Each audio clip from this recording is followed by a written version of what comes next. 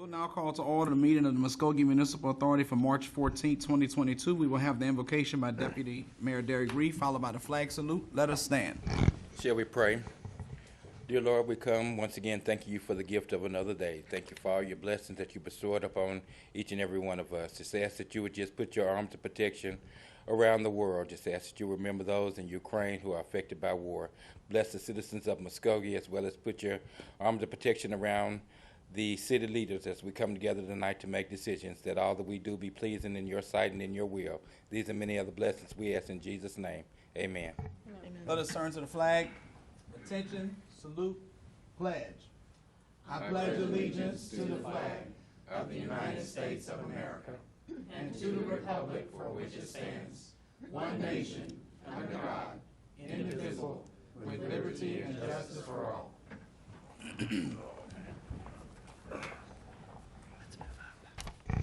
Roll call. Mayor Marlon Coleman. Here. Deputy Mayor Derek Reed. Here. Ivory Van. Here. Jamie Stout. Here. Evelyn Hibbs. Here. Alex Reynolds. Stephanie Morgan. Here. Tracy McGee. Tracy Hoos. Here. Item number 1. Consider approval of MMA minutes of February 14, 2022, or take other necessary action. Do we have any corrections for the minutes of the MMA for February 14th, or do we have a motion to approve? Move for approval. Second. We have a motion and a second on the minutes. Any further discussion? Roll call. Tracy Hoos. Yes. Stephanie Morgan. Yes. Evelyn Hibbs. Yes. Jamie Stout. Yes. Ivory Van. Yes. Deputy Mayor Derek Reed. Yes. Mayor Marlon Coleman. Yes, the item passes. Item number 2. Consider approval of MMA claims for the month ending February 28, 2022, or take other necessary action. Ms. Sweezy. Yes, the claims are from February 28th, and staff recommends approval. Do we have any questions on the claims, or do we have a motion to approve? Move for approval. Second. We have a motion and a second on the claims. Any further discussion? Roll call.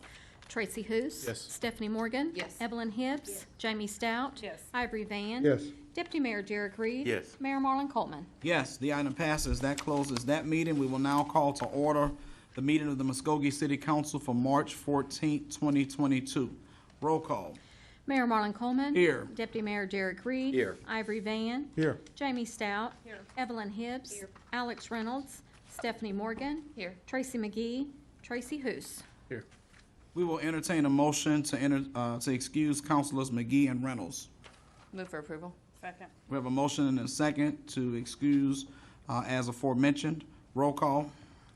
Tracy Hoos. Yes. Stephanie Morgan. Yes. Evelyn Hibbs. Yes. Jamie Stout. Yes. Ivory Van. Yes. Deputy Mayor Derek Reed. Yes. Mayor Marlon Coleman. Yes. We will now consider the minutes for the Muskogee City Council regular session of February 28, 2022. Do we have a correction to the minutes, or do we have a motion to approve? Move for approval. Second. We have a motion and a second on the minutes. Any further discussion? Roll call. Tracy Hoos. Yes. Stephanie Morgan. Yes. Evelyn Hibbs. Yes. Jamie Stout. Yes. Ivory Van. Yes. Deputy Mayor Derek Reed. Yes. Mayor Marlon Coleman. Yes. We will now consider the consent agenda, which consists of items 1 through 3. Are there any items that a councilor would like to move to the regular agenda, or do we have a motion to approve the consent agenda? Move for approval. Second. We have a motion and a second on the consent agenda. Any further discussion? Roll call. Tracy Hoos. Yes. Stephanie Morgan. Yes. Evelyn Hibbs. Yes. Jamie Stout. Yes. Ivory Van. Yes. Deputy Mayor Derek Reed. Yes. Mayor Marlon Coleman. Yes, the item passes. Item number 4.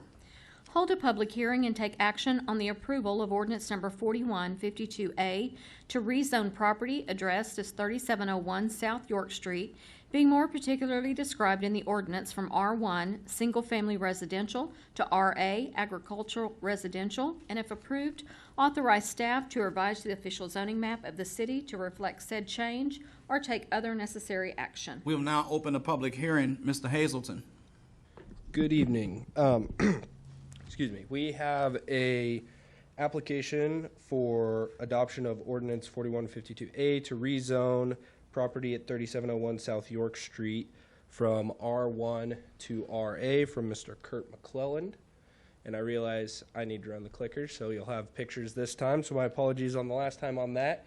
This went to Planning Commission and Public Works on the 7th of February. Both were motioned for denial, and then it has been tabled by the council on February 14th and the 28th. I do not believe the applicant is here this evening, but they are requesting that the property be moved from R1 to RA to allow for agricultural uses. Here is a aerial of the area with the red star denoting the property for the rezone with the adjoining land use, or the adjoining zoning designations. And one thing of note, you see all that property to the south that is all residential. That's because when property is annexed into the city of Muskogee without a predetermined zoning designation, it defaults to the R1. So we've got some agricultural uses to the south there, but they are also zoned as R1. So that kind of runs you through that staff does recommend approval of this application, and then runs through what has happened with the denials and the tablings. So. Thank you, Mr. Hazelton. We understand that Ms. Tammy Richter has signed up to speak to this item, but will withdraw at this time. Thank you, Ms. Richter. We will now close the public hearing. Do we have any comments from the council? Yes, sir. Mr. Mayor. Deputy Mayor? I would like to make a recommendation based upon this being spring break. There were several who were unable to attend that were going to represent the Housing Association, as well as counselors who have been out to the property and weren't able to be here tonight. So with that being the case, if we could, I would like to entertain that we table this one more week to the 21st on a special call, if that would be the will of the council. I would like to make that as my motion. We'll take that as a motion. We have a second. Any further discussion? Second. We have some seconds on the floor. Any further discussion from the council? Roll call. Tracy Hous, Yes. Stephanie Morgan, Yes. Evelyn Hibbs, Yes. Jamie Stout, Yes. Ivory Van, Yes. Deputy Mayor Derek Reed, Yes. Mayor Marlon Coleman. Yes, the item passes. Item number 5, the motion passes. The motion passes. Item number 5. Hold a public hearing and take action on the approval of ordinance number 4155A to rezone property located south and west of the intersection of South Country Club and Golf Lane, being more particularly described in the ordinance from C1 Local Commercial to R1 Single Family Residential, and if approved, authorize staff to revise the official zoning map of the city to reflect said change or take other necessary action. Mr. Hazelton, we will now open the public hearing. Good evening. So we have another rezoning here in front of us this evening to go from C1 commercial to the R1 single family residential. Does not appear that those slides made it in, so my apologies on that. So this was approved by Planning Commission and Public Works last week on March 7th. And this is, if you remember, the property that is, they're all residential uses to the west and north of there, but it is all still zone C1, so those would be legal non-conforming. And due to a title company requirement, these applicants are requesting to be rezoned for the building of a single-family residence. We don't have any residents signed up to speak to this item. We will close the public hearing. Do we have any comments from the council? Excuse me, Mr. Mayor, may I be recognized? Yes, Mr. Van. Is this the Woodlands? That's the wrong one. That's Huh? the wrong slide. Oh, it's the wrong slide, okay. I'll turn the floor back over to Mr. Mayor. Thank you, Mr. Van. Any further discussion from the council? Move for approval. Second. We have a motion and a second on item number 5. Any further discussion?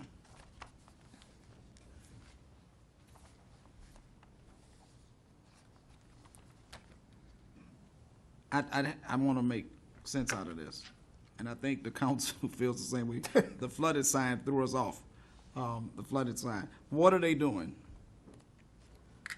The flooding PowerPoint was something from the resident who declined to speak. Oh, no, on the no, I fire. understand that. What are they doing with this property?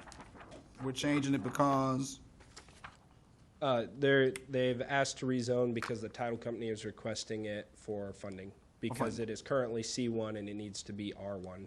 okay, I get it. Yep. Any further discussion from the council? We have a motion and a second. Roll call. Tracy Hous. Yes. Stephanie Morgan. Yes. Evelyn Hibbs. Yes. Jamie Stout. Yes. Ivory Van. Yes. Deputy Mayor Derek Reed. Yes. Mayor Marlon Coleman. Yes, item number 5 passes. Item number 6. Receive report on the status of the athletic fields, spring leagues, and other operations at Love Hatbox Sports Complex and take other necessary action. Councilor Stout and Hughes. Yes. So we did meet with staff and some of the coaches last week and came up with a few different plans to do a steering committee and went and walked the fields and seen the different improvements that have been done and heard, and then was updated on the status of the future plans that will be coming in the next few weeks as the fields are continuing being updated. Everyone was happy with this progress and kind of working, and then looking forward to working together to continue the improvements and making the best for the facility. So, Dr. Hughes? Yeah, so we did, just as Councilor Stout said, a few other things, though. We did speak with each of the coaches about kind of starting their associations to help run the leagues. And so like you have the Youth Baseball Association, how that's not been around, that would come back. Parks and Rec were very open to letting someone else run the leagues. They did come up with some problem solving. Unfortunately, I think that we're seeing just because of the timing it took and the way kind of things fell into place, our spring ball is going to probably take a little bit of a hit, but I don't think it's anything that we can't correct. And I also agree that as a council, we need to look at a steering committee for Hatbox, but not just for baseball, for Hatbox, the entire complex. With that complex, it has softball, soccer, football, baseball, ag, and a steering committee that would have a counselor on it, but also people that are experts in those areas to kind of help guide and direct those things and to make recommendations for the future use. Parks and Rec, they did answer questions with the coaches. I believe there's some coaches here that are signed up to speak, and I believe that a lot of them were satisfied with the answers that they were given. And another thing I'd like to recommend is that we really need to consider, we also missed the market on USSSA for a lot of their spring tournaments. I know they do have a couple of really big fall tournaments coming up, and as a city, we may need to consider waiving some fees for our ball fields to just kind of show the improvements and let them know that Muskogee's changed, that we're serious. And I think that we have a representative that can kind of voice that to them. And, these tournaments bring 150 teams, and we might lose money on the field end, but on the back end with the hotel tax and the restaurant and all that, we actually make money. So I think that's another thing that we need to, as a council, kind of look at as fall approaches. Dr. Hughes, on that last point, Mr. Tucker's probably already reading our minds. We will want some type of motion to that effect to give direction to staff for that consideration in terms of the utilization of Hatbox Fields for the U-Trips Fall Tournament, that we would not assess them fees because we understand as a body we don't make all of our money on the front end. We make it by those people being in Muskogee, wanting to be in Muskogee, wanting to play in Muskogee. And if they're happy being here, they'll be happy to buy a burger, happy to buy a steak, happy to buy gas, happy to do things here where we recover what some people may perceive to be a loss. So that could be towards the end of this conversation. We're not quite ready for that yet. I'm not sure what else Dr. Hughes and Right. I don't think Stout have to present. Right, that's correct. That's a conversation that we need to have, and it wouldn't be that we're always going to waive fees, but it's to kind of market ourselves and show what we've done and what we've done. That we said that we're doing what we're doing. A lot of the coaches said that Muskogee's running out of chances. And we want to make sure that to let them know that that we're following through with what we said. And as a council, this is going to help us also make sure that we're following through with what we said we're going to do too. Mayor, I would like to suspend the rules and allow Josh Terrell to speak for the 3 minutes.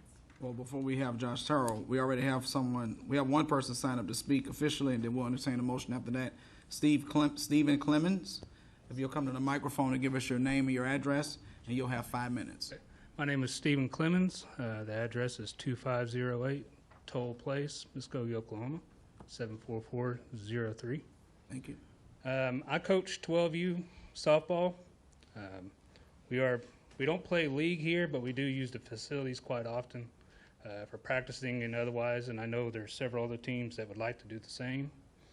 On the subject that was brought up concerning USSSA and things like that, we do travel quite a few different places, multiple weekends a month. And on average, as a team alone, just one team, we spend on average between 8 and 10 grand as a team a weekend. That's just for one team and one age group. So if you figure 12U alone, there's anywhere between 6 to 7, maybe even 8 teams at one single event. And then you have multiple age groups on top of that. We spend quite a bit of money on restaurants, eating out, as you brought forth, amongst many other places, because most people that do this don't eat at the ball field. Well, they might at the concession stands and stuff like that, but we do eat at restaurants and other things. Sometimes we have to do hotels as well. So I think there's our facility that we have at Hatbox is just as nice as any other facility that we go to. Some of these places are really ran down, to be quite honest with you.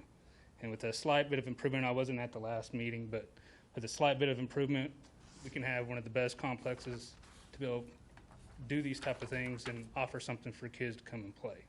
And I also think it would provide opportunities for kids that don't do the travel ball thing but are interested in maybe even getting started in league, give them something to look forward to. Plus, we also have other facilities too, like the water park and things like that. Teams love to take part in that and do extra activities. So I think there is an incentive there for us to hold these things on the weekends, and you can still allow your league to play during the week, not including any other type of practices. So thank you, and that's what I got. Do we have any questions for Mr. Clemens? Thank you, Mr. Clemens. Councilor Stout will entertain your motion at this time.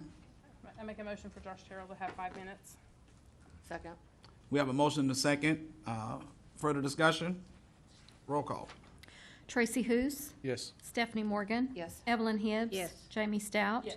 Ivory Van. Yes. Deputy Mayor Derek Reed. Yes. Mayor Marlon Coleman. Yes, Mr. Terrell, if you'll come to the microphone and give us your name and your address, you'll have 5 minutes. Josh Terrell, 4009 Eagle Crest Drive. I was one of the coaches out at the meeting, as Dr. Hoos touched on. My understanding, we're getting together a subcommittee of coaches to kind of help this season, try to salvage the league and other things. Future plans to try to do a nonprofit organization like Muskogee Youth Baseball again. Fields, we walked them. The updates they've done look really good. I know a lot of coaches were here the last meeting that hadn't actually walked the fields. The dirt work the contractor's done with the turfus mix, all of it's looking really good. It's my understanding that the coach pitch fields that had the lips cut out, they weren't finished yet, and the city is supposed to be the ones that finishes the coach pitch fields with the dirt work and mixing in the turfus itself. Some sod work that they're supposed to finish up on some of the kid pitch fields. And my understanding is the dirt that's out there that's left, they're going to use that to fill in all the low spots in the outfield that the other coaches were bringing up last meeting we were at. So future plans out there, it looks really good, promising. I mean, the fields compared to what they were a year ago are much better. I know one of the things that they talked about was just getting people out there to work. And I think there was something put up in front of you last time about filling a couple more spots for field crew or maintenance crew. That could be really beneficial to the complex if that was something that did pass.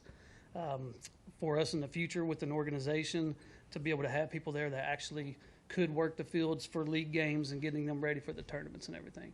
But other than that, everything looks good and the communication's going well. So happy with the progress. Do you have any questions for Mr. Terrell? Thank you, Josh. You're welcome. Thank you so much. Mr. Hous and Ms. Stout. I'd like to go ahead and make the recommendation that we approve the additional maintenance positions that are requested, and just thank the staff for all their hard work and working with our coaches and their dedication to making Hatbox better. Before we take the second, I think we need to be very specific about being certain that we're hiring positions exclusively to work on these fields. Because I think what many of our concern is we hire staff and end up doing other things because the staff is shorthanded in other places. And if we need to do this, let's do it right and be certain that these people are signing to that specific purpose, if that makes sense. Yes. I'll say it's on there's a spreadsheet in front of us that has the positions would be a maintenance leader 2 and a maintenance worker 2 that would fill those as a lead position and then as a maintenance worker. for the specific purposes of maintaining the fields. Yes, Is that the motion? yes. We have a second? Second. We have a motion and a second. Any further discussion from the council? I know we have a motion on the floor, but I wish, Jamie and Dr. Hughes, I wish that we could probably, for the long view of our head box operations period, maybe take a look at what a third party could offer Muskogee. We're putting a whole lot of money into the improvements of head box, and we want head box to be this grand and central landing spot for tournaments and so forth. There was a time, and I know that it went bad, but I don't know if we had the right type of setup.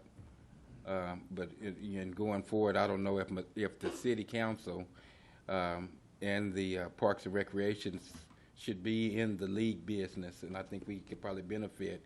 It's all for the betterment, if we're providing the best opportunities for our youth in sports. So, that may be something we want to consider. What other cities are doing, and, what are their keys to their success when it comes to the youth programs. And this would be maintenance for the entire complex and not just the baseball fields. That wasn't the motion. Or The motion was for the fields. the sports complex, The yeah. motion was for the fields. Did we all understand that? Not for the whole complex, councilors, no. We motioned for the fields. On Mayor. Deputy Mayor Reed's suggestion, council, do we want to take that as a separate agenda item, or do we want to have that conversation now? I think one thing I can add, may I have the floor? Yes, sir. Okay, so I think one thing that we can add to that, even if we have these positions and we decide to go that route, that if you do anything that would look at that, there would be one that would run, this league or run soccer. We would still need these positions for maintenance. You would still need that one to be able to connect and talk to each one. That's something that conversation kind of came up, that if we did have somebody just even running leagues, that would kind of not necessarily free up, but it would actually, the workflow would be better even with these positions. So I don't see, even if we did that, we would still need these positions. Deputy Mayor Reed, do you want to take that up as a separate item? We can take it as a separate item, and I do hear what you're saying. We want to make sure that these positions and the persons that fill these positions will specifically spotlight, and no other side work when needed. We need them to take care of head box. And the reason I'm so harsh, I've been here so long, this is like deja vu coming back at us again, and we need to do it right at some point. Mr. Tucker, will you schedule those lunches so that the council can have that conversation according to the wish of Deputy Mayor Reed? Be happy to. Thank you. We have a motion and a second on that one item. And so just to clarify, Yeah. that is to approve the creation of the new maintenance worker 2 position and the maintenance leader 2 position with assignment at Hatbox Field to work on the fields. Oh, no. So that was the motion and That was the second, motion. as restated by the chairman. Yes. So if there is any deviation or something like that, there'll need to be an amendment, but that's the motion to vote on. And we had a second. Correct. Further discussion? Mr. Mayor, may I be recognized? Yes, Mr. Van. The other day I went out there, and Deputy Mayor Reed, he was gonna go, but he couldn't go. And this is how I feel. I know I felt when we worked on Robinson Park. Then I wasn't a councilman. I was just somebody in the background. Used to walk around and listen to what the people said. Even though I had a lot of input and videoed everything and done all the history down there, still they treated me like a stepchild. And right up here on this deal right here, that's how I feel up here now. Still treated as a stepchild. Me and Deputy Mayor Reed, we're councilmen in Ward 3. Now, I commend you, Ms. Stout, Councilman Stout and Dr. Hughes. But, look like we could get some recognition, be recognized to go out there and have our 2 cents in, to say something about it. Because when I was out there the other day, I really didn't get to talk. It was just like I was treated like a stepchild, and I'm a councilman in that ward. That's what bothers me. That's not the only thing that has happened in Ward 3 as being councilman. You take that community center right there on Junction, nobody even got with me and Deputy Mayor Reed, we're councilmen in that ward. I guess somehow, we're not good enough to have some kind of input. That's how I feel. Because if we was, they would communicate with us also about us being councilmen in there. So I guess we, like I said, we don't have, I guess we don't have no knowledge, or we ain't smart enough. But I got news for them. I am, and Deputy Mayor Reed is also. So that's just how I feel. So when you're sitting up here and you listen to this and you listen to that, and you're not included and that's your ward, I got a problem with that. I really do. I'll turn the floor back over to you, Mr. Mayor. And also on the steering committee, I'm just curious who's going to be on the steering committee. Is that all coaches? No, that's not what was said. Okay, tell me then. I said we don't want just to have coaches. We need somebody that represents everything. I said we got ag. We even got a drag strip out there. You need something that's has an expertise in all those areas. And also comment on the meeting the other day. I recall specifically that you said that you weren't really there to make comments, that you were just kind of here to listen, see how things were going. So I think that if you would have, interjected, I don't think anyone would have taken your comments to, lighthearted. And then third, a lot of people in Ward 4 play baseball in those fields also. I don't think it has anything to do with that. It's just in your ward. But next time if there's any business in your ward that is happening that's specifically like that, even if it affects kids in mind, I will definitely reach out to you first. Well, you can reach out to Deputy Mayor Reed. Okay. You can reach out to him. Like I say, hey, you don't have to reach out to me. I'll turn the floor back over to Mr. Mayor. Thank you, Mr. Van. We have a motion and a second. Roll call. Tracy Hous. Yes. Stephanie Morgan. Yes. Evelyn Hibbs. Yes. Jamie Stout. Yes. Ivory Van. Yes. Deputy Mayor Derek Reed. Yes. Mayor Marlon Coleman. Yes. Now, Dr. Hughes, if we want to go ahead and try to make a motion on staff direction to evaluate what it would look like if we were to offer the field for U-Trips for their fall tournament at no cost, I think we do need to have a motion to direct staff to do that at this time, and that way it could be in the works. I'd like to make that motion. Second. We have a motion and a second on that discussion point. Any further discussion? Roll call. Tracy Hous. Yes. Stephanie Morgan. Yes. Evelyn Hibbs. Yes. Jamie Stout. Ivory Van. Yes. Deputy Mayor Derek Reed. Yes. Mayor Marlon Coleman. Yes. Thank you very much. Item number... Mayor, before we move on, I just want to make one point of clarification. Do we need action from the council to create a steering committee? That will probably be a separate item in the future that we'll Okay. need to have a conversation Okay. through council lunch. Thank you, Mr. Tucker. Item number 7. Consider approval of amended ordinance number 4157A to adopt a revised joinder agreement and master defined contribution plan document establishing the employee retirement system defined contribution plan for the city of Muskogee, providing for repeal or severability and declaring an emergency or take other necessary action. Ms. Cox. Mr. Mayor, members of the council, this is a restated plan document for Oklahoma Municipal Retirement Fund. This is for all employees except for the city manager, as he is carved out pursuant to his contract. This is only to come in compliance with the IRS rules and regs that we update this every 6 years. Happy to answer any questions. I recommend approval. This will be setting an effective date of April the 1st, so we will need an emergency as well. Thank you, Ms. Cox. Do we have a discussion or motion from the council? Move for approval. A second. We have a motion and a second on that item. Any further discussion? Roll call. Tracy Hous. Yes. Stephanie Morgan. Yes. Evelyn Hibbs. Yes. Jamie Stout. Yes. Ivory Van. Yes. Deputy Mayor Derek Reed. Yes. Mayor Marlon Coleman. Yes, the item passes. Do we have a motion to declare an emergency? Move for approval. Second. Motion and a second on the emergency. Further discussion? Roll call. Tracy Hous. Yes. Stephanie Morgan. Yes. Evelyn Hibbs. Yes. Jamie Stout. Ivory Van. Yes. Deputy Mayor Derek Reed. Yes. Mayor Marlon Coleman. Yes, the item passes. Item number 8. Consider approval of amended ordinance number 4158A to adopt a revised joinder agreement and master defined contribution plan document for the position of city manager for the city of Muskogee, establishing the employee retirement system defined contribution plan for the city of Muskogee, providing for repeal or severability and declaring an emergency or take other necessary action. Ms. Cox. Mayor, members of the Council, this too is a restated plan document. This position is for the city manager in itself.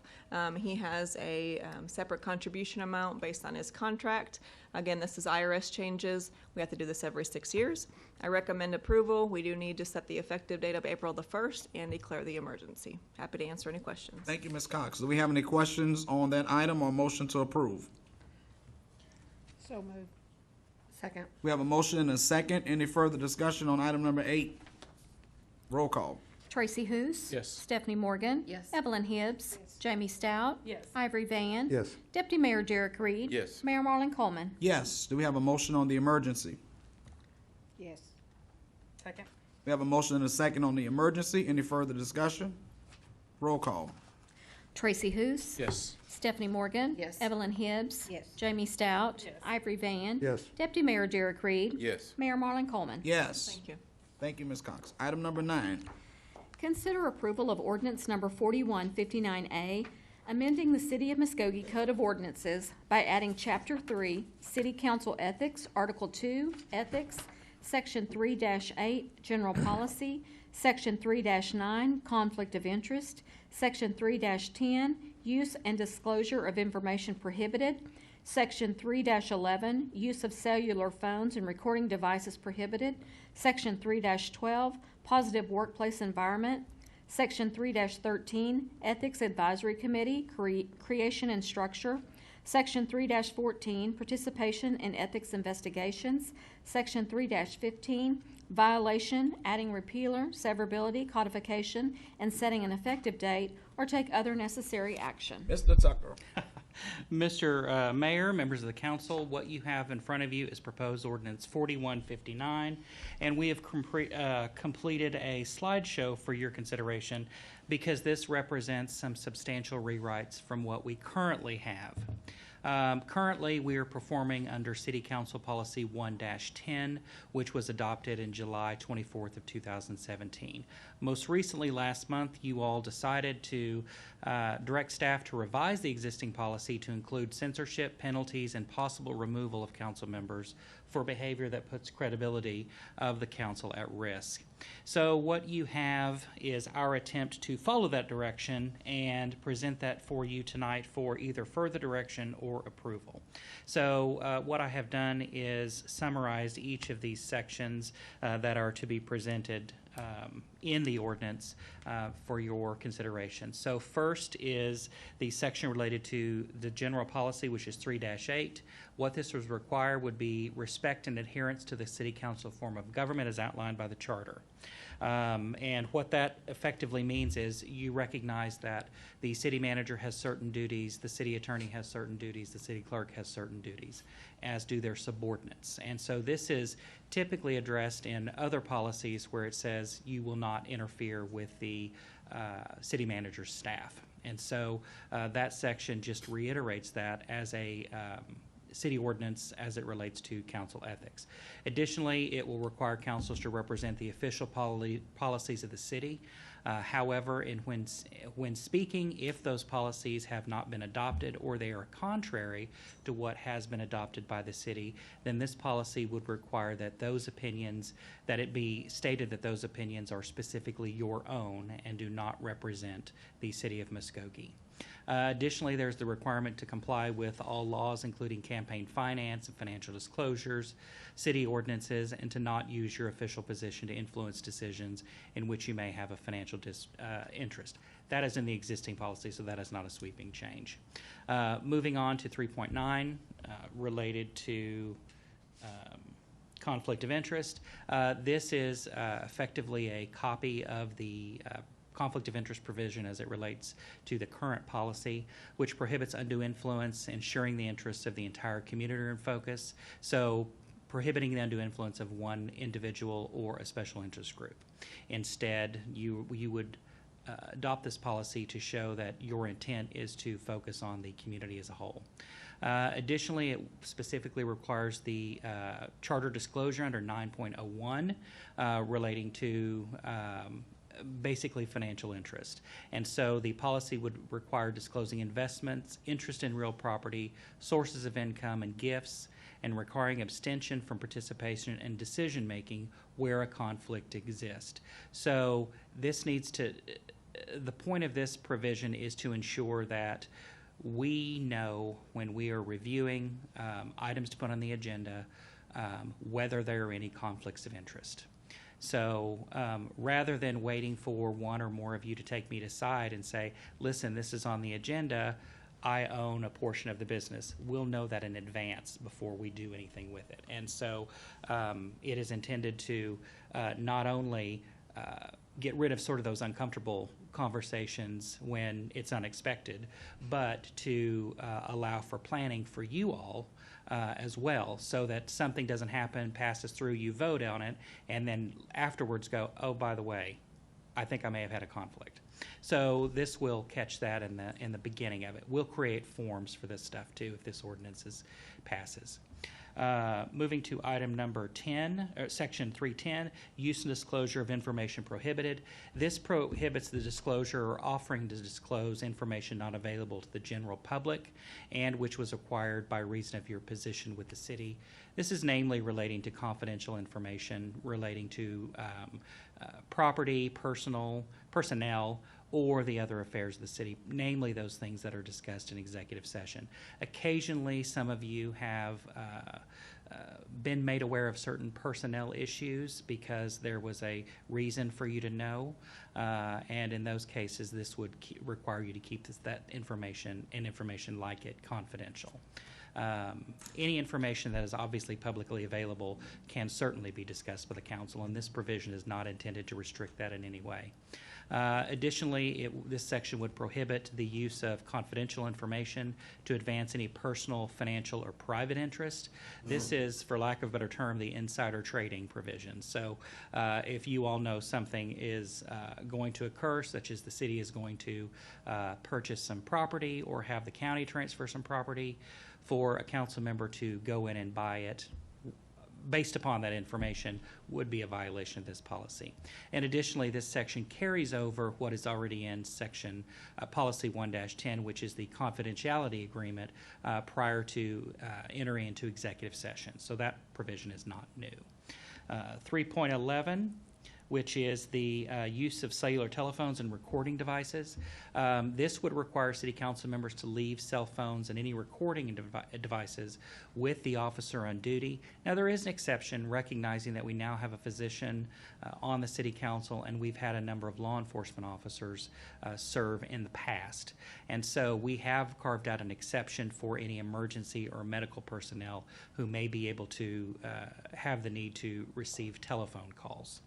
So we have exempted that, but otherwise, cell phones would need to be left at with the officer on duty, and this is limited to when we're in executive sessions, of course, not for any other time. Section 3.2, positive workplace environment and performance of duties.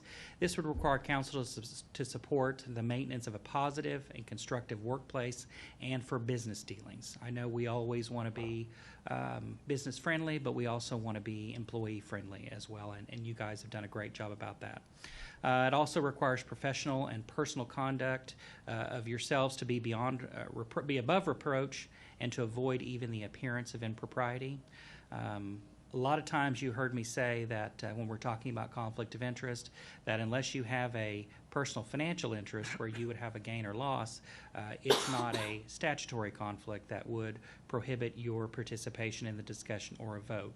But very often we do have things that come up that they have the appearance of impropriety, that it may be more appropriate for you to abstain or for the item to not be considered by the council as a whole, because an abstention may not cure any conflict or apparent conflict.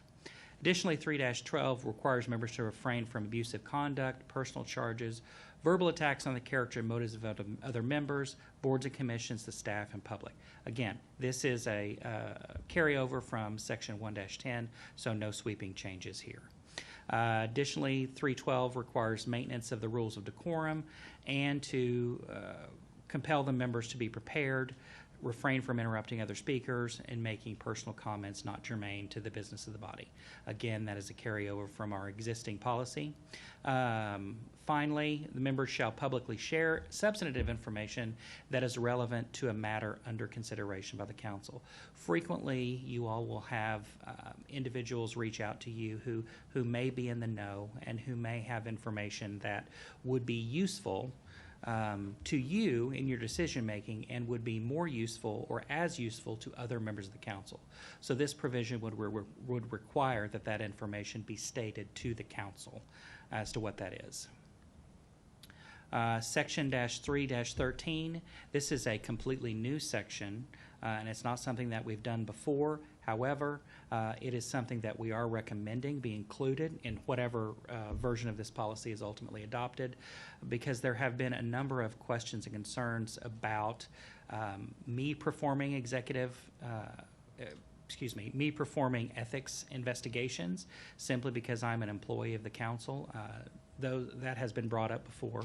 So this will attempt to remedy that, and what we're proposing is the creation of an ethics advisory council.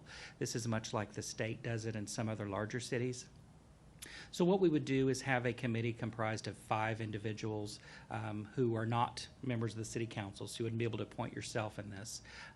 But we have decided to make a recommendation of specific characterizations of, and professions rather, of each of the members to get a broad section of individuals. Because what the Ethics Committee will be charged with doing is hearing about the conduct and giving an opinion as to whether the conduct violates this ordinance. And so we've recommended selecting a business owner, a high school or college teacher, a religious leader, a manufacturer or maintenance worker, and an attorney. The term would be proposed for 3 years. Now, we do have a provision that says with a maximum of 2 terms. However, I'm recommending that be stricken simply because our charter says you cannot be reappointed unless you've set off for a year. So that's why that has a strike through. Additionally, it not only allows city council members, but department and division heads, trustees, or members of boards or authority and committee or of the committees of the city to request an advisory opinion from the Ethics Advisory Committee. They will provide a yearly report on activities and will at least meet once a year unless a written complaint is filed, and then they'll meet within 10 days of the filing and discuss how they want to rule on an advisory opinion, and will issue that within 30 days. Now, how complaints get to the Ethics Commission will be discussed in the next section. So that's section 314. And that is, make sure I've got my numbering right. Oh, no, 3.14, just I did not include a slide for it. All it says is that as council members, you will agree to participate in an ethics investigation. That is in Council Policy 1-10 now, so not a huge change. 3-15 basically says that any violations of the ethics policy can be censored. Censured, rather, council members can be censured up to and including removal under the city charter. So if there is a complaint, it is filed with the city clerk, who will forward that complaint to the Ethics Advisory Committee. If the complaint is not in writing, then it would be verbally made to me, and I'll write up the pertinent facts, and then I will send it to the Ethics Advisory Committee.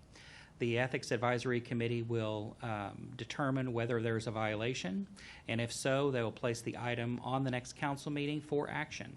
Now, if they decide that there is not a violation, then no further action will be taken. The file will be closed. And so once that, if there is a finding and it's put on the next council agenda, then the council will need to determine if formal charges against the offending member will need to be filed pursuant to Charter Section 207. And so if that happens, then the provisions of the charter require that the offending member be written and that formal charges be delivered in writing to the offending member, and he or she has the right to demand a hearing in front of the city council, and the municipal judge sets as the judge of the proceedings. The council effectively is the jury, and so all the evidence is presented. The council deliberate and make a determination whether the member's offending conduct warrants removal from office. And under our charter, you have the burden and responsibility to determine the qualifications of your own members, and that includes the ability to remove. So with that, I'm happy to answer any questions. I know that there are a lot of new things in here that may require additional thought or further deliberation, and I understand that. We just wanted to comply with what we were directed to by the council to bring something that we recommend to you for your further consideration. Thank you, Mayor. Thank you, Mr. Tucker. Do we have any comments regarding that presentation on tonight? Yeah, Mr. Mayor, I recognize. Yes, Mr. Van. I'm just curious, Roy. Say, for example, if I get on Facebook and I'm going to talk about Dr. Who's here. I ain't trying to pick on you, Dr. Who's. It's all right. Or Deputy Mayor, or anybody up here. I'll get on Facebook and say, well, you know what? Boy, I just cussed that person out tonight. And that would offend me or offend everybody else up here. I'm pretty sure it would. Mm-hmm. Now, does that apply when councilmen get on Facebook and talk about each other? Yeah.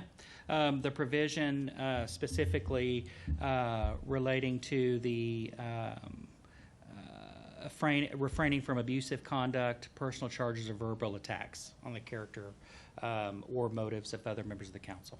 So yes, that would, if that were to happen and a complaint was made, the Ethics Commission, how that would work practically, the Ethics Commission would investigate the facts surrounding it, such as reviewing the Facebook post or video or whatever, and then they would make a determination whether that conduct violated, make a recommendation as to whether that conduct violated these provisions. And if so, that would be forwarded to the City Council to make a determination whether formal charges should be made against that individual council member who made that post. I sure wish this had been in place a while back. I really do. And I'm going to say this and I'm going to be quiet. Because I had one. Now, another thing is, on these little frivolous, I call them little frivolous things. I remember one time I asked a lady, and it had something to do with marijuana. You remember that, Roy? About a church. And I asked her simply, she was an attorney, I simply asked her, would you want a marijuana, not a grow, but a dispensary right across the street from your church? And all I asked her was, can you give me a yes or no?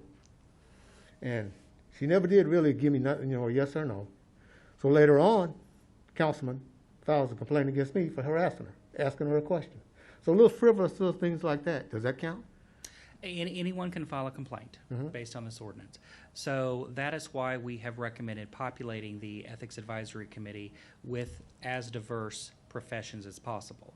So you have individuals who have knowledge and experience, and their dealings are with a variety of different people. And so that's sort of the rationale behind having those individuals, from an attorney who can acknowledge that, to someone who maybe works in the manufacturing business, who may say, may have the opinion, that's insignificant, why are we taking that out?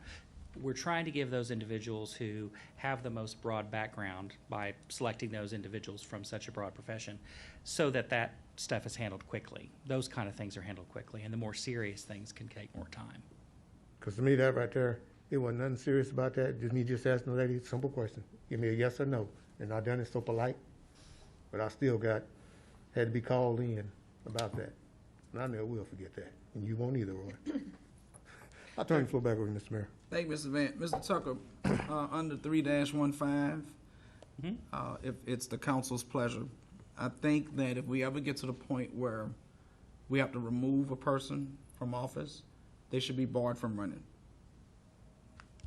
I think if it's egregious enough for them to be removed, then they should be banned from running in any future council seats. The only way you'd be able to do that, you wouldn't be able to do that in an ordinance. The only way would be to include a charter provision that relates to that. Okay.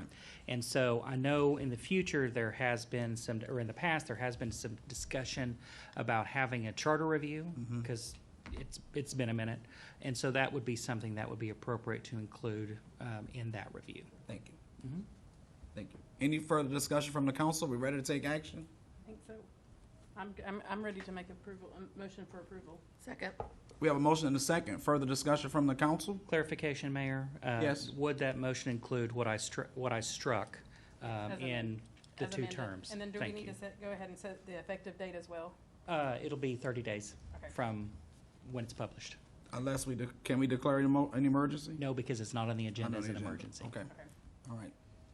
Now, if you want me to bring it back next week at your special call and put an emergency on it, I can do that.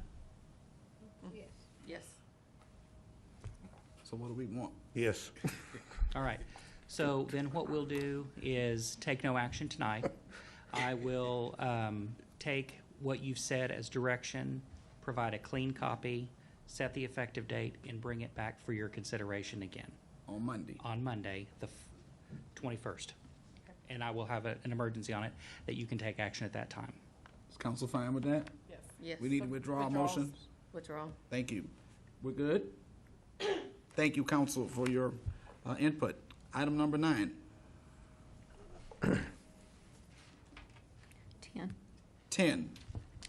Consider approval of ordinance number 4160A, amending the City of Muskogee Code of Ordinances by amending Chapter 18, Buildings and Building Regulations, Article 2, Registration, Certificates and Fees, Permits, Bond and Insurance, Division 6, Vacant Buildings, Section 18-143, Vacant Buildings, Contact Information and Vacant Building Plan, adding repealer, severability, codification, and setting an effective date, or take other necessary action. Ms. Bolton-Hammer.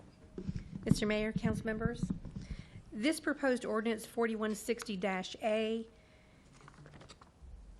will bring us in compliance with Oklahoma state laws. November 1st of 2021, the state legislature issued a new statute which states no municipality shall enact or attempt to enforce through fines, civil fines, or criminal penalties any ordinance, rule, or regulation to require the registration of real property.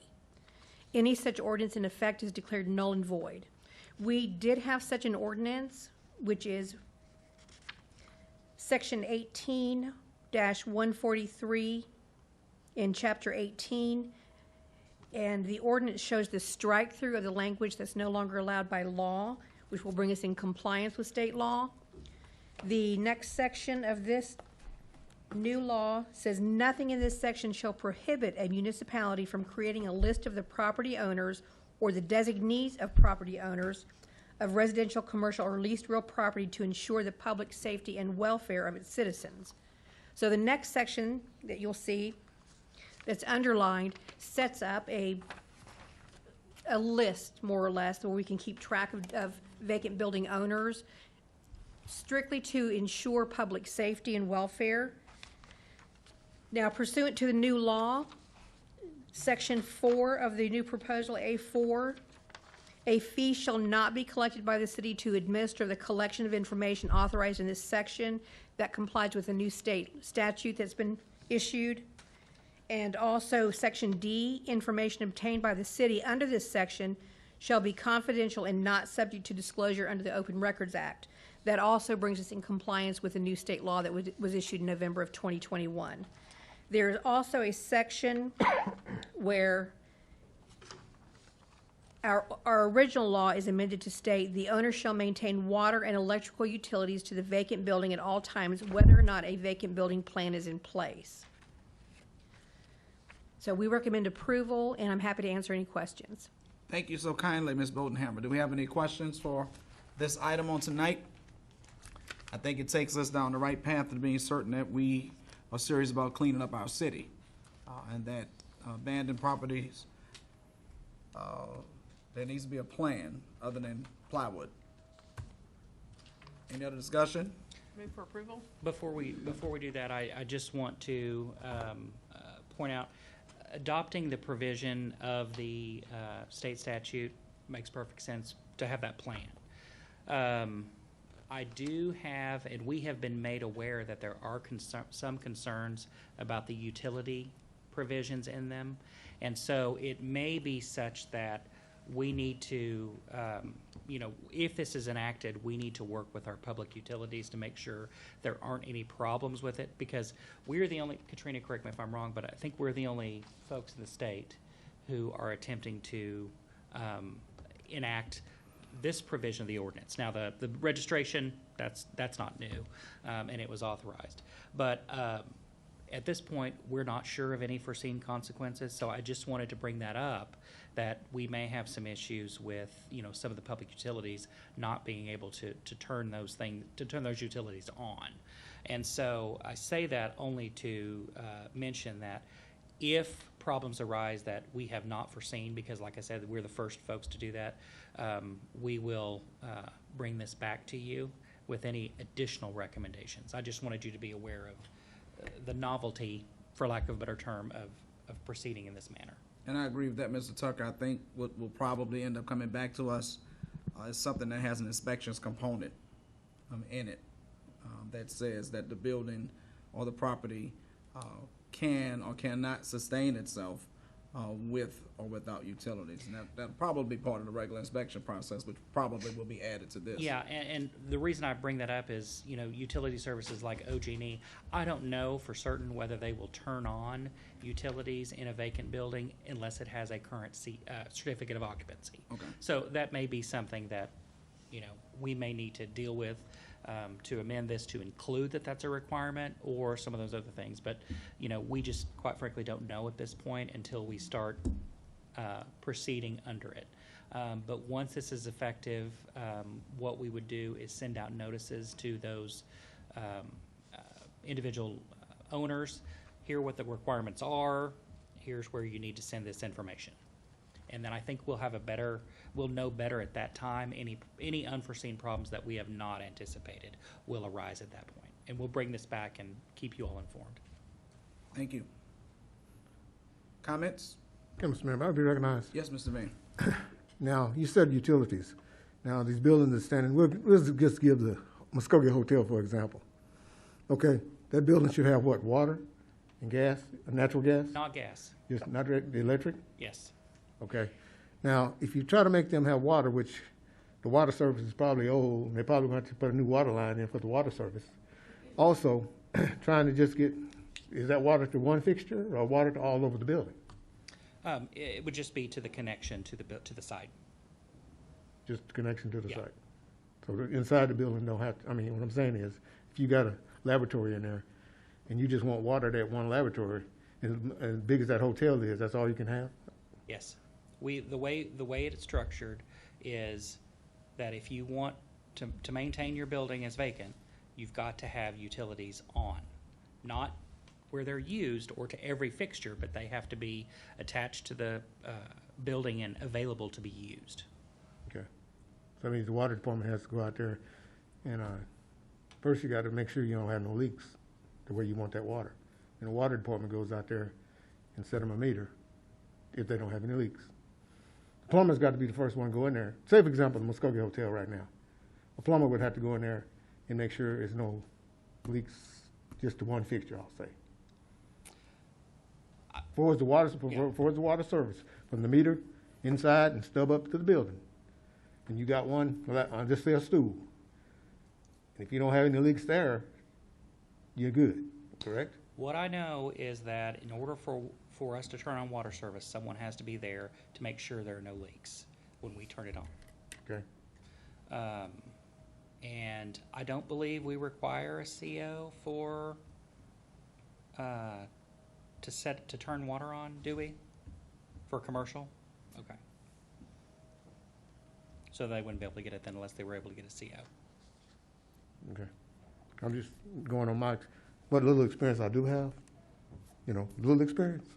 I'm just curious, I'm just saying that, because, really, these buildings need that way. Maybe somebody, it costs them so much money to do this, they tear these old rotten buildings down and get some new ones up and make Muskogee look better. Mm-hmm. I'll turn the floor back over to you, Mr. Mayor. I'm sorry. Thank you, Mr. Vane. Any other comments from the council? Did we have a motion? Yes. Did we have a second? Not yet. Second. Right, so back on those the utilities. What about this is a vacant building, they have to maintain utilities. Have we considered wintertime, 0 temperatures, pipes freezing and busting in a building? And this is the only part of that I have a problem with is the utility part of it. And like I stated a couple of weeks ago, when you get to this point, there are business owners who have gone out of business, maybe because the business was bad financial conditions and they've reached their lowest and had to close their doors. We're requiring that they maintain utilities, and I don't think that that's something that I can agree to. Those are certainly valid concerns, but what I would say that it would be the homeowner's responsibility to ensure that there are no leaks, just like anyone who has any outdoor faucets, just like the Parks Department has to do in the winter when they winterize those outdoor areas that are not going to be heated and cooled.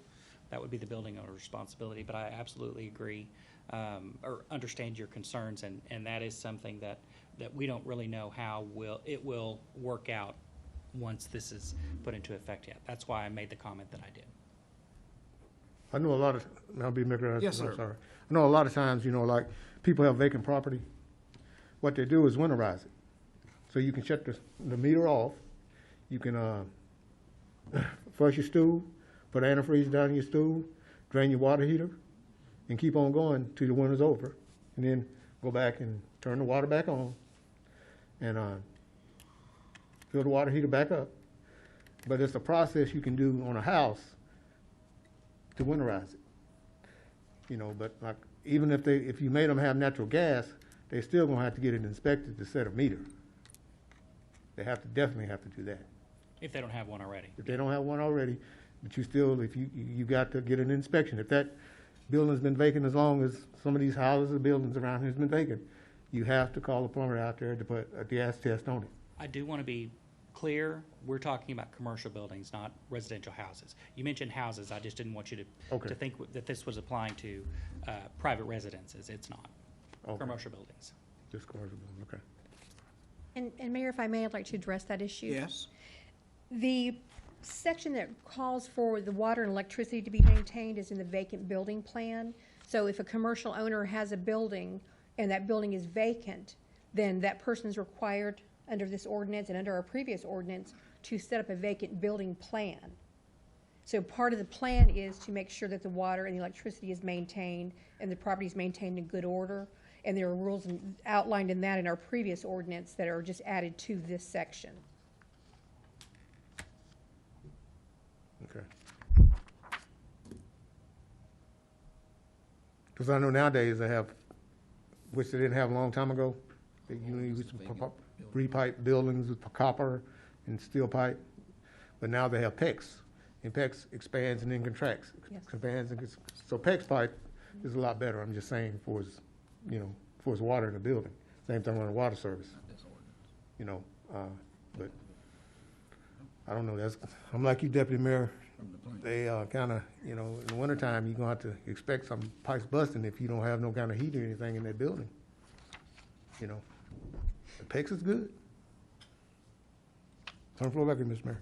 Thank you, Mr. Van. How old is the current vacant building plan? Mayor, it is, I still have that here. Actually, I don't have that information. It's From memory, I believe it's about 5 years old.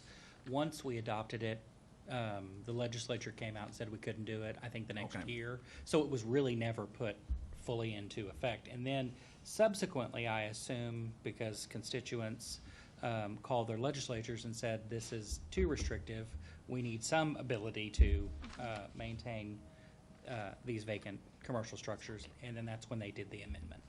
And the reason I asked about the date is because I'm certain it's probably time for us to review it again and put timelines in it so that we don't have vacant buildings forever. I mean, it can't have a 100-year plan. So, as an aside, there was a recent amendment to the state law which reduced the time frame for a building to be boarded up from 18 months to 6 months. And so I'm working with inspections to bring a revised ordinance that would reduce our time from 18 months to 6 months to address your point so that it isn't just boarded up forever. because we have to comply with state law, and that's a new state law. Yeah. Okay, thank you. Further questions or discussion? We have a motion and a second. Roll call. Tracy Hous. Yes. Stephanie Morgan. Yes. Evelyn Hibbs. yes. Jamie Stout. Ivory Van. Yes. Deputy Mayor Derek Reed. No. Mayor Marlon Coleman. Yes. The item passes. Item number 11. Consider approval of ordinance number 4161A, amending the City of Muskogee Code of Ordinances by amending Chapter 78, Traffic and Vehicles, Article 6, Stopping, Standing, and Parking, Division 2, Parking Regulations, Section 78-224, 2-hour parking limitations, signs, enforcement, and increase of unpaid fines, downtown parking corridor, Section 78-225, immobilization and removal of vehicles, adding repealer, severability, and setting an effective date, or take other necessary action. Mr. Tucker. Ms. Bodenhammer, sorry, you're still standing. Thank you, Mr. Mayor. This ordinance amends a previous ordinance, Section 78-224, from Chapter 78 regarding our parking. The only thing it changes in our existing ordinance on the first page in Section A is that we reference violations of this section versus any kind of specific area. The major changes to this ordinance is Section G, where we create a downtown corridor where we have parking issues, and we have issues with homeowners or people who are leasing apartments nearby parking downtown and taking up business parking. We're establishing a downtown corridor that's Main Street and 2nd Street to Okmulgee Avenue and Denison Street. It will be restricted to a 2-hour maximum parking zone, and that is for the benefit of downtown business owners. No residential parking should be permitted. Any vehicle which receives 3 parking citations within any 30-day period in this restricted area shall be subject to immediate towing and a fine of $200. It's going to be considered what's called prima facie evidence that the registered owner of any vehicle residing at an address within a 5-block corridor who parks downtown and receives 2 citations is violating this provision and is subject to immediate towing and impoundment. The next section that's changed is Section 78-225. We have reduced the number of parking tickets from 3 to 2. And this first paragraph, Section A, is kind of a catch-all. It also changes notification requirements. Instead of mailing copies to the last known address of vehicles who are violating this ordinance, it allows a posting on the windshield. So we can post a notice on the windshield, and if the vehicle's not moved, it can be impounded and towed. It reduces also the number of total unpaid or total tickets from 3 to 2. The other section that's been modified is Section C of 78-225.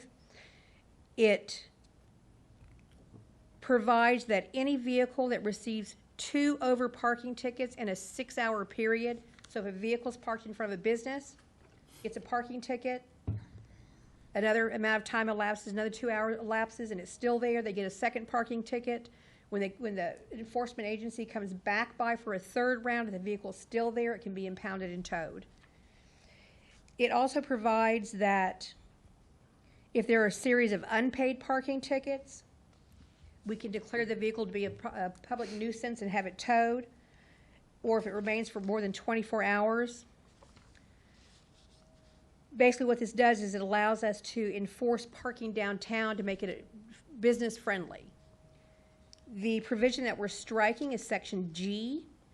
This is a loophole that was in the previous ordinance. It states if the owner, driver, or person in charge of the vehicle can furnish title or other proof that the vehicle immobilized was registered to someone other than that person driving, they walk away.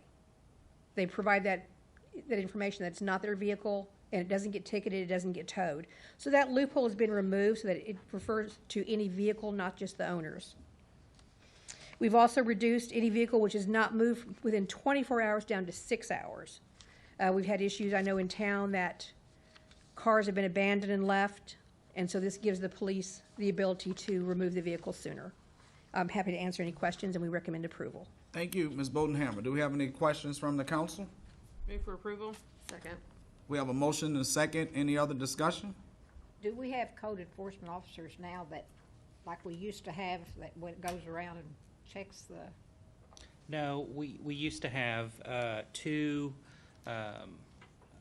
parking enforcement individuals, and then both of them have since retired and have not been replaced. And so this is now being enforced generally on request by the Muskogee Police Department. No. I guess my next question is, will they have the staff to enforce? We maybe should ask our chief.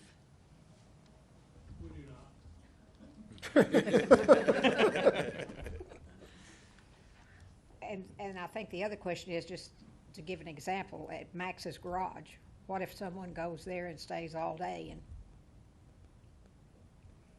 will they? Yes. Yeah, they'll get citations as well, because it's just 2-hour parking Okay. over there, yes. Will we have, I'm sorry, Chief T, will we have signage posted that says We- 2 hour only? We do have signage, We but do. we will add more. Thank you. We had an issue just this week. We sent our CROs out to discuss it with both parties. It's just kind of a back and forth, tit for tat type thing. But we don't have the manpower to try to go around and check. And I mean, we didn't have anybody for security tonight. Had one officer free at from about 4:30 till almost 6 o'clock. So Thursday we'll be 10 officers down. Well, we can try, but I'm not gonna, unless I'm instructed to. I'm not gonna have them do anything as far as parking. We just don't have the manpower to try to do it. And as Mr. Tucker stated, the business can call and say, hey, we've got a problem. And then, to your point, you'd send someone at that, but not just be riding around. It would be on the lowest amount of priority as far as going over there. But then if I understand right, then we have to go back and check 2 hours later. The odds of that same officer being available, I mean, we can try, but that's a very scant possibility, to be honest. And to Ms. Hibbs's point, whether we have the manpower or not, we still need the law. I agree, yes. Because I know we're having a lot of problems with the apartments downtown that I've Yeah, got. the abandoned vehicles and things like that, the ones left for long periods of time, that'll be a lot easier to do than try to be parking enforcers for the 2 hour time limit thing. The major issues with the big issues we can do, but the 2 hour time limit thing will be a chore. Thank you. Any other comments from the council? I'm just, Mayor, would be recognized, Mann? Mr. Mayor. I'm just curious, we can't hire somebody like we used to have to go down, to patrol downtown? I think, now, just my opinion, Good. I think that the same way we took action with the hat box to hire more staff, that if parking is a problem, then we direct staff, and I don't think it has to just be law enforcement to just do that. It could be subcontracted, somebody to do it to be certain that it's done, and the council has that prerogative to be able to do it. The only way I see that happening is to make it work, is like Chief T, he says, he don't have the manpower, and that's just, we're gonna make this rule downtown and try to keep these people, and write these tickets and stuff. We ain't got nobody to do it, and I can't see why we can't just hire one person to, do it. Deputy Mayor Reed, I'm pretty sure he'd like to go do it. And I'm just joking. I would point out that it is the time when the budgets are beginning to take shape for next fiscal year, so this would be the time to incorporate that into your budget for next year. Because Councilor Van, what I think I'd like to do in that regard is either have the staffing as a separate agenda item, and or have that conversation while we're doing our budget hearings, so we could put that in place. Because I agree, I think we have this type of priority that we ought to prioritize it in the budget to relieve the stress from other places and get it done. Sounds good to me, If I wasn't city council, I might even do that easy job. But I know I can't. I'll turn the floor back over to Mr. Mayor. Thank you, Mr. Van. Any other questions? We have a motion and a second. Yes. Roll call. Tracy Hous. Yes. Stephanie Morgan. Yes. Evelyn Hibbs. Jamie Stout. Yes. Ivory Van. Yes. Deputy Mayor Derek Reed. Yes. Mayor Marlon Coleman. Yes, the item passes. Item number 12. Consider approval to accept a donation of gym equipment from Dr. Jason Dansby to be used in the police department gym valued at $6,000, or take other necessary action. Chief Tahee. Yes, Dr. Dansby has graciously allowed us to take possession of a very nice piece of equipment to go in the gym that will replace one that I have no idea how old it is. It was here when I got here in the late 80s. So would recommend approval and happy to answer any questions. Move for approval. Second. We have a motion and a second. Chief T, I thought you were going to say you got in the 70s. Not quite. Telling all our age. We have a motion and a second. Any further discussion? Roll call. Tracy Hous. Yes. Stephanie Morgan. Yes. Evelyn Hibbs. Yes. Jamie Stout. Yes. Ivory Van. Yes. Deputy Mayor Derek Reed. Yes. Mayor Marlon Coleman. Yes, the item passes. We have one citizen signed up to speak to us tonight, Ms. Deronda Shine. If you will come to the microphone, give us your name and your address, and you will have 3 minutes.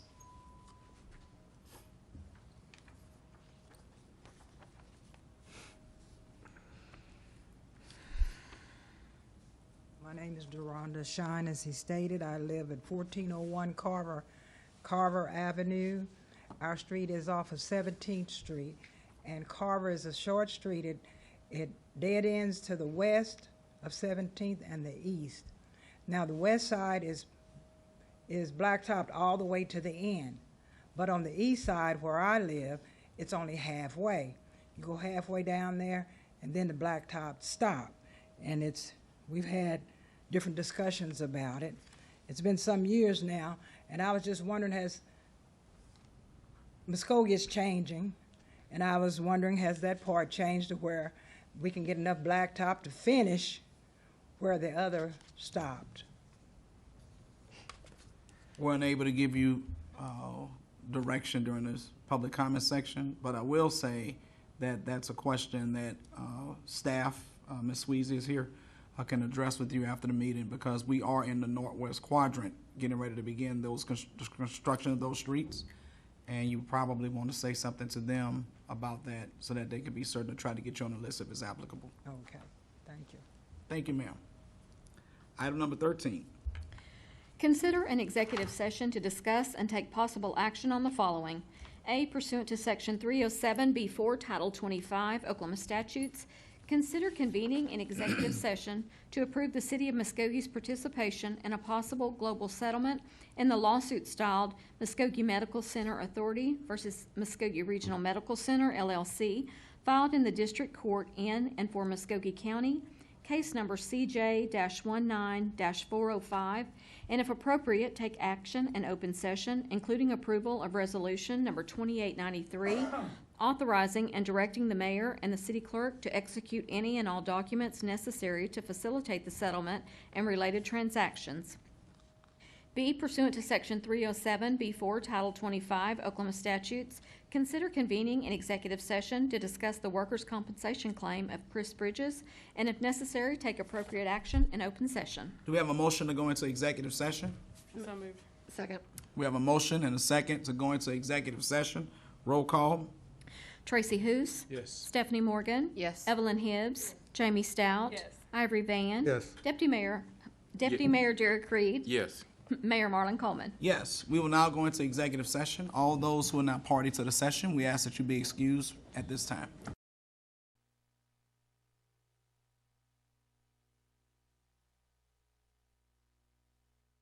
Now reconvene from executive session. Roll call.